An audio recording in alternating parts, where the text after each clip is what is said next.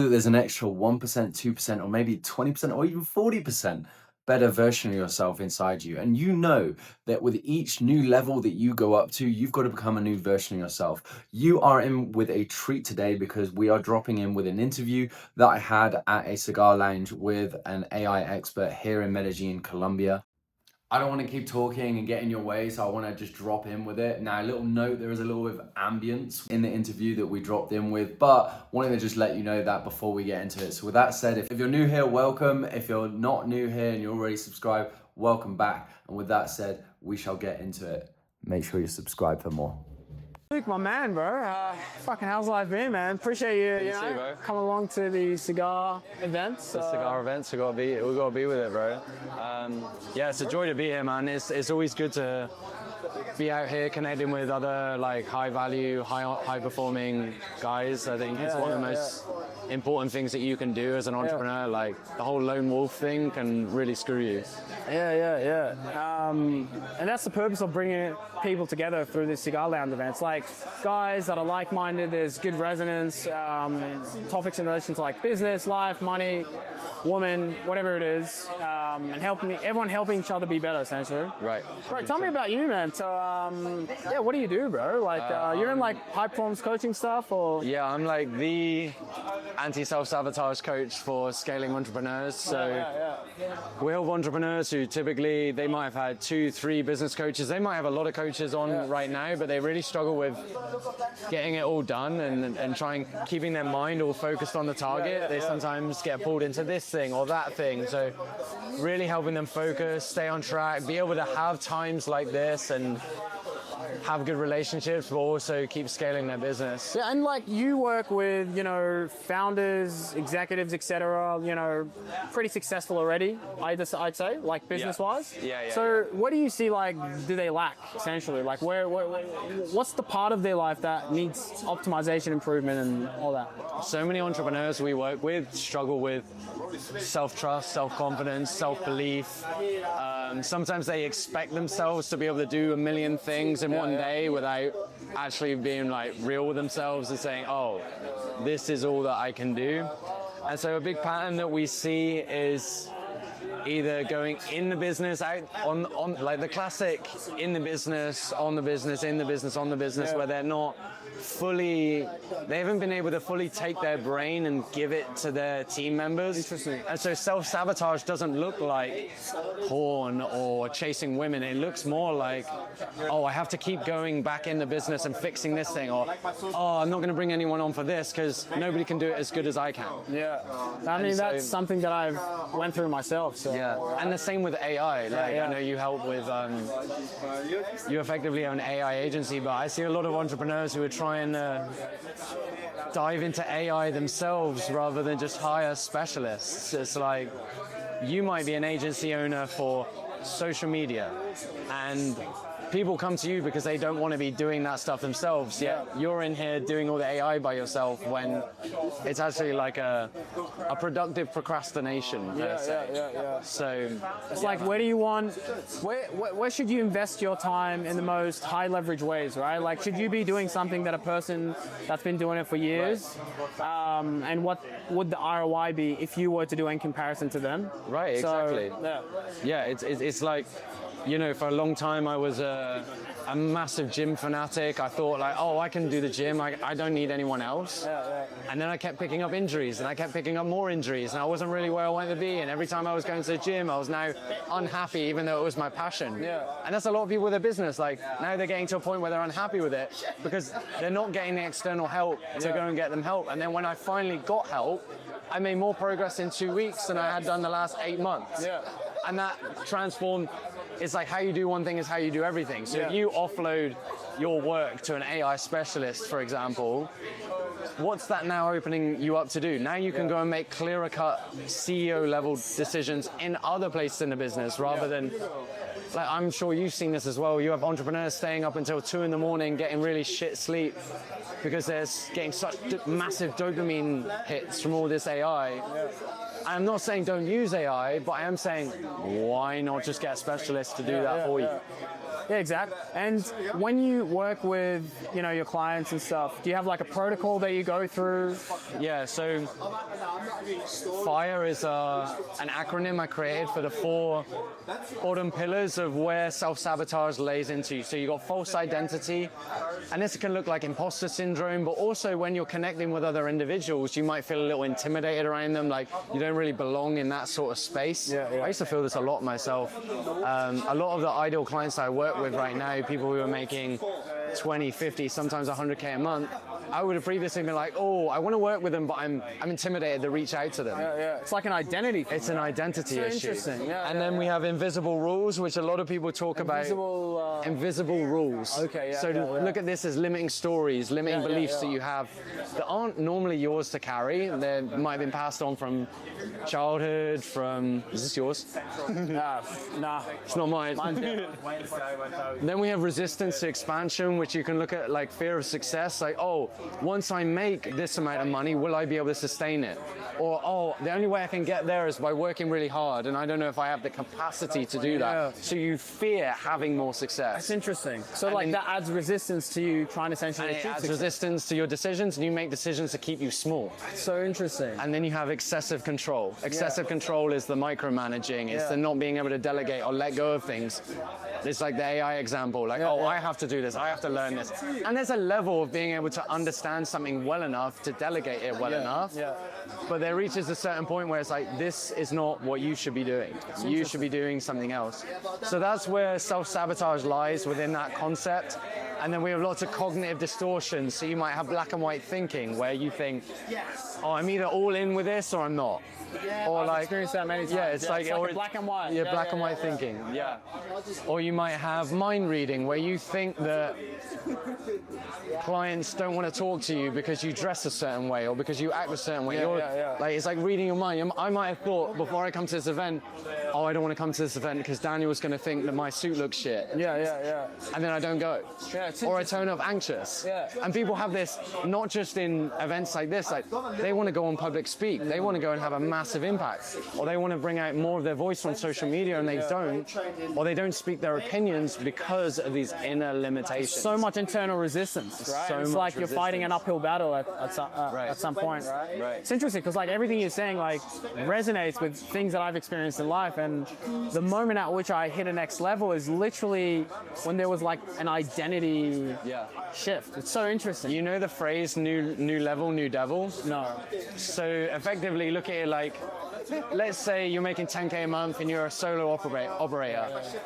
Boom, you get your first team members. Maybe you've got a VA or like maybe a co-partner. But then now you've got some different level of problems. Now you've got communication issues and you've got team alignment issues and you've got structuring issues. And then you also have limiting beliefs and limitations within you that limit you around that. So we usually bypass this with hypnosis, neuro-linguistic programming. Stuff. Yeah, It's hypnosis, neuro-linguistic programming. But also with hypnosis, that might not be the fix for you because you might do a load of mindset work, but you've still got trauma left in your body. So you might have had abuse when you were a kid. So interesting. Like there's like psychology in it, right? Right. Like there's a neurology therapy side to it. There's a therapy side of it of going back, but where therapy misses out, therapy, especially cognitive behavioral therapy, they try and stabilize you. So if you're having feelings from the past of being angry, they're just trying to stabilize you at being angry. And once you're being angry, then you process the next level. Then you process the next level. Where coaching really comes in places like we may do a little bit of past focus, but it's all really on who do you want to become. Interesting. And it's consistently future. If I'm getting this right, it's like closing the gap between your current identity and this new identity that you want to get to, and then like the rate at which you get to that new identity is what you close. Right. So it's similar, like, I don't know, like what's the transformation for you if somebody works with you and does AI work with you, what does that look like? Like, what's the transformation per se? At its simplest, there's digital tasks that are being handled by humans. Those digital tasks can be handled by AI automations or whatever the setup is. And then once those digital tasks get handled, human time is no longer used, and then there's obviously like a massive cost saving there. And then that cost saving can be reinvested into revenue generating activities or revenue retention. That's essentially the thing that we do. But the real objective of what we do is to unlock human potential or amplify human value. Because like these repetitive tasks that they're doing it's not a high level and it drains you. Energy draining activities essentially, and it's like remove them and then let the human focus on the most highest value or highest leverage tasks within the business to drive it forward. Right. So people say like AI agents are like AI is taking human work, but in reality it's like unlocking human potential because humans can now focus on the most highest value things that they can do. So, or even, and this is the crazy thing, is like, or even like, I get it with high performers, we want to work, but you might be leaving a destruction of relationships behind you, sometimes marriage, divorce, like on the cusp, your fitness and health might be an absolute mess, and it's like, yeah, now you have the time and energy to actually apply yourself to that. so interesting. Because you're doing the AI and you're opening up their potential. And it's the same with me. It's like now that you're delegating things or now that you're clearing this resistance, like you might have had a resistance like, oh, it's either work or it's fitness, or it's either work or my relationship. But now you actually step into true abundance. Abundance is having all. It's not either or. So you're opening up human potential and abundance to people. Literally, yes. And then you're opening up energy, and then as you open up more energy, this is where we open up capacity. Capacity is a big word in the space right now. A lot of people are saying, I'm struggling with capacity. Yeah, because you're doing everything yourself, or maybe you don't structure your time, your energy very well, or maybe you're just losing self-trust over time and you're not doing the things that you say you want to do. Yeah, it's interesting. So when you help people unlock these identity shifts, I guess, or new identities that's more aligned with who they want to be, the second, third, fourth degree order consequences of that is you mentioned the relationships they have with like their partners or the health benefits that they can unlock, everything else, right? So yeah, and this is it's the so thing. powerful. Like It's so powerful. It's hugely consequential because we have this entrepreneur that's moving in the 60s, and I don't know how many people are watching this in their 60s, but I want to tell you the impact of what happens if you don't fix these issues. So she comes from a high performance family. Dad was a world champion boxer. Her mum had some stuff going on. Yeah. But the same limiting resistance that she had here was impacting her team. Then she was burning out, but then she still has to show up for her business, so she's not giving up. And then the tension that she was having from these thoughts was going into her legs. Very interesting. And from these legs issues, she was barely able to walk. Yeah. And when you're barely able to walk, you're getting to a point where you might need hip surgery. Yeah. And when you have hip surgery, it's game over.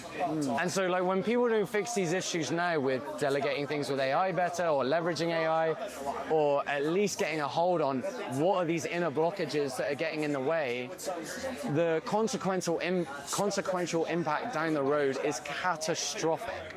So interesting. Yeah. I've met quite a few different business owners, and a lot of them, as you just said, like they're going through this internal sort of. And you know what the worst thing is? When somebody goes, I'll get back to Daniel later, I'll fix that later, or I'll come back to it later. And then when you actually have to come and clear those issues up, it's so much worse. It's interesting. And it's great because, like, I mean, for us, like, push the can down the road, like we get a bigger transformation out of somebody, which is amazing. Like, we're here for that. But it's like, do you really want to get to a point where, you know, you're losing your marriage, or you're losing your health, or you're losing your mind with things where you're having extreme paranoia or extreme depression because you didn't fix things, or extreme exhaustion where you're not able to just take a day anymore and reset. You're now having to take 2 days, 3 days, 4 days, 5 days. So just a question. So when you do this coaching, what are the key areas that you primarily focus on for them? So is it going to be like coaching around health, coaching around relationships, or like coaching around business? Yeah. Or does it all sort of tangle in together? Everything tangles in together, because I believe how you do one thing is how you do everything. So when we start with somebody, we initially just get focused. What are your 3 biggest outcomes that you want to achieve in the next 3 months? Then we reverse engineer that. What are you going to do in the next month, the next week, the next day? And we break that down into nitty-gritty detail. We don't just do that so that you've got a plan. We do that so your brain feels safe with the pathway forward.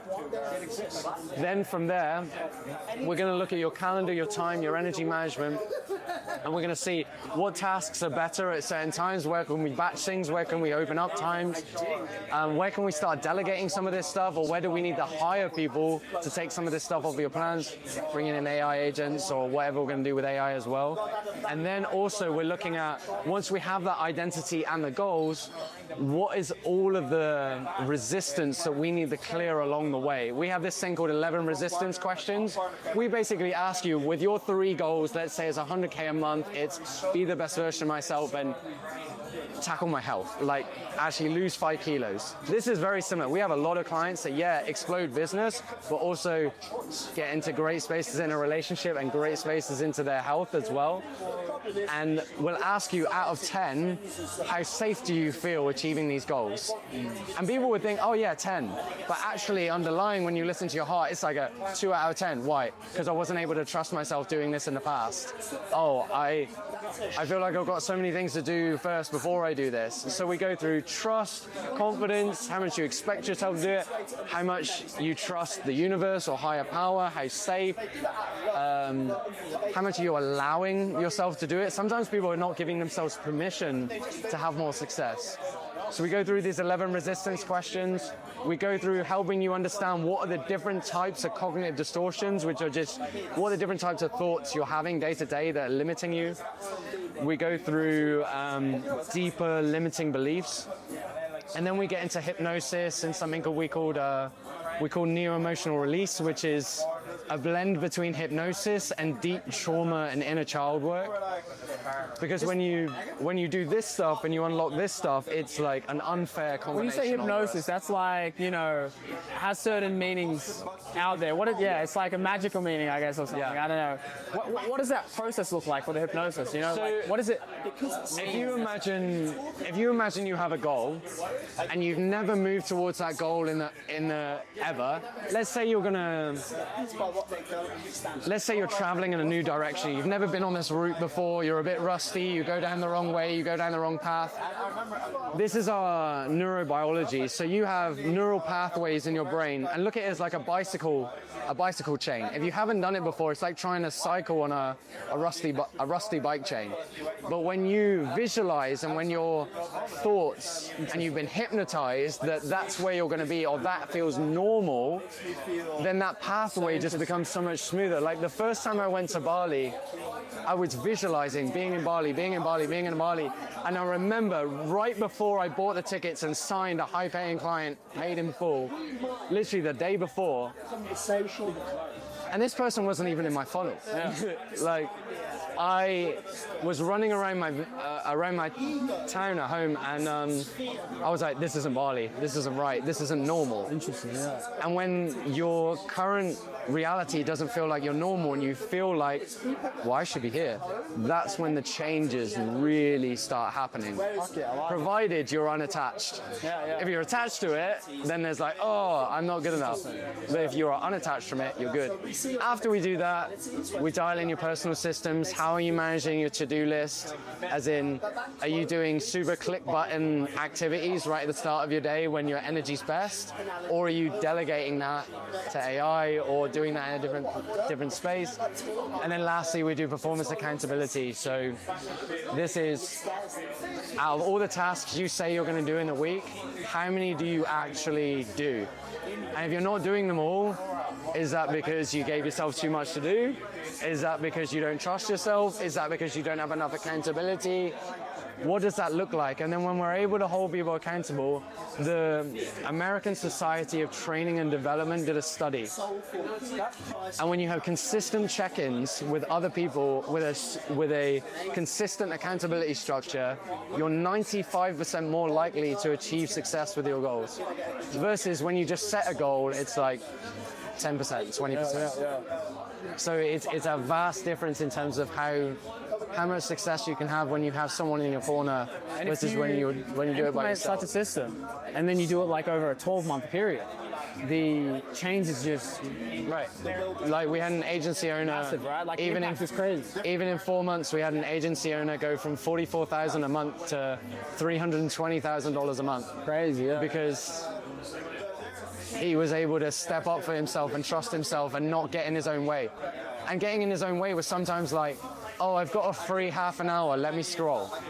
Rather than go for a walk, decompress, reflect on where you're at, what moves do you need to make. These micro decisions in your day, you're never going to completely make the right decisions the right way.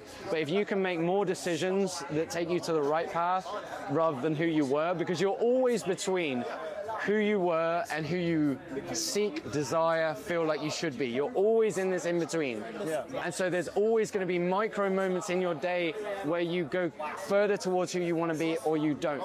And that's where you need people to call you out on your bullshit. The person that I brought on today, I said to her, we were just in this consultative sort of call, and I said, bro, can I be honest with you? She was like, yeah. I was like, you look fucking exhausted.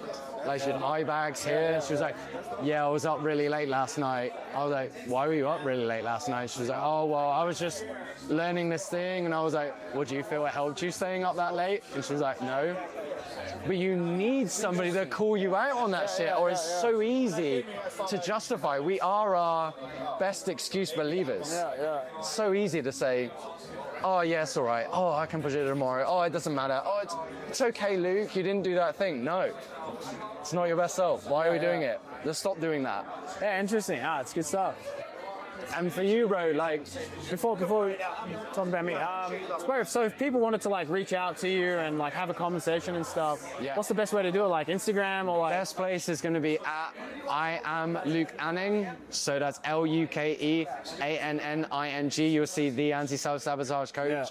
Yeah. We can have a conversation, have a chat. We don't take on everyone. I really only work with people that are in the space of scaling and want to do big things. If you're somebody that wants to make 5, 10K a month, live in the mountains, that's cool. I'm here for that. But nah, like we work with people with a lot bigger visions. Yes. So yeah, absolutely. Awesome, man. Bro, thank you for the interview. Hey, you're welcome, bro.